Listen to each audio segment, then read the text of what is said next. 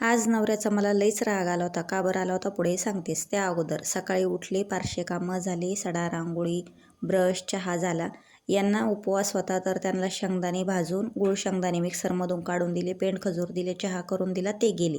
त्यांना उपवास असल्यामुळं इथं माझा आणि समर्थाचाच नाश्ता होता.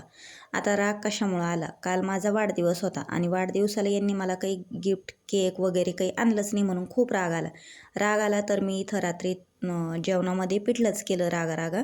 तर ते पिठलं वाटीभर राहिलेलं होतं. तर त्याच पिठल्यामध्ये मी कांदा, कोथिंबीर दोन्ही पिठं घेतले. त्याच्यानंतर असे आता यांना तर उपवास होता, ते गेले होते. त्याच्यानंतर पाटीभर भांडे घासले. समर्थला मला असे छोटे छोटे थालीपीठ करून घेतले. उशिरा उठण्याचं कारण हेच होतं की मला थोडासा राग आला, तर मग मी थोडंसं उशिराच उठले.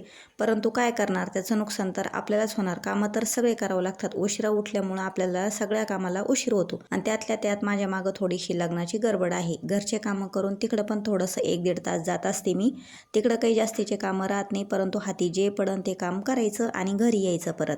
तर अशा प्रकारे मी इथं थालीपीठ वगैरे करून घेतली. त्याच्यानंतर मी इथं माझं आवरून घेतलं आणि कपडे धुवून टाकले. कामं तर सगळे करावे लागणार, परंतु राग धरून बसून चालणार नाही. लग्न मात्र जवळ आलेलं आहे.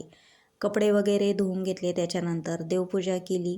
देवपूजा झाल्याच्यानंतर इथं अशी मस्त देवपूजा करून घेतली मी आज.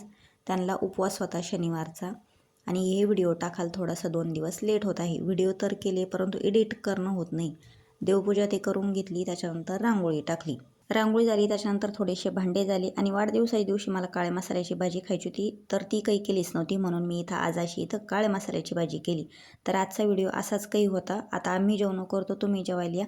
व्हिडिओ आवडला तर लाईक करा, चॅनलला सबस्क्राईब करा. बाय.